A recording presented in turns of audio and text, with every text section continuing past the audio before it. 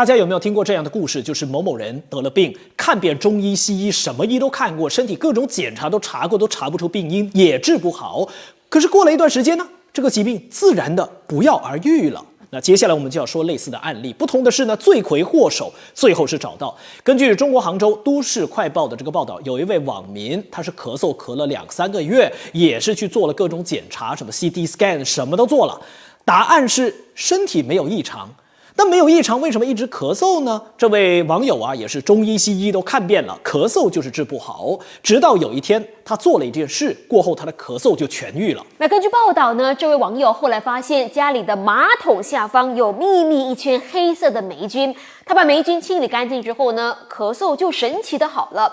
虽然我们无法证明这位网友的咳嗽和霉菌之间是不是存在直接的因果关系，报道也没说有哪位医生看过之后呢确认这一点，但是也不能够排除有这种可能性的存在。没错，因为媒体针对这个案例呢，是采访了当地的一位感染性疾病科医生吴雪杰。那医师就说呢，要是一些免疫力比较弱的人感染这个曲霉菌呢，那症状一般就有咳嗽、咳痰、胸闷，然后气急等等。很多时候患者是没有办法辨认到底是感染了霉菌还是感冒流感等等的。医生就说，在潮湿的地区，家里洗手间的地砖、墙缝上都可能长曲霉菌。曲霉菌呢是一种典型的丝状真菌，占空气中真菌的12%，主要是以枯死的植物、动物的排泄物以及动物尸体为营养源。而在门诊中，曲霉菌感染并不少见，尤其是曲霉菌性肺炎。那一般免疫力好的人呢，就算吸入曲霉菌，也会被免疫系统控制清除，所以呢问题不大。但是免疫力系统比较弱的人，在比较严重的情况之下，曲霉菌就可能会引起肺炎和支气管的问题。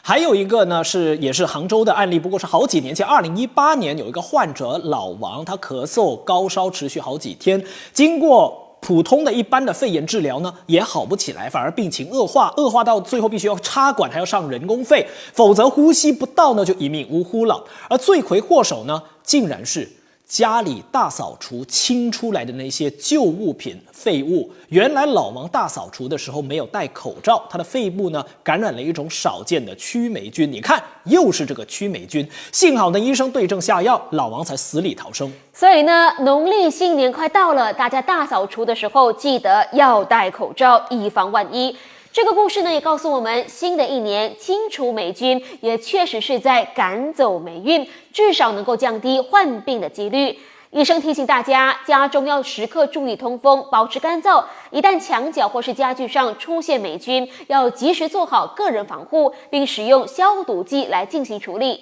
那记得，室内霉菌是导致室内微生物污染的主要原因之一。治疗霉菌感染比一般细菌感染难度更高，所以呢，千万不可忽视啊。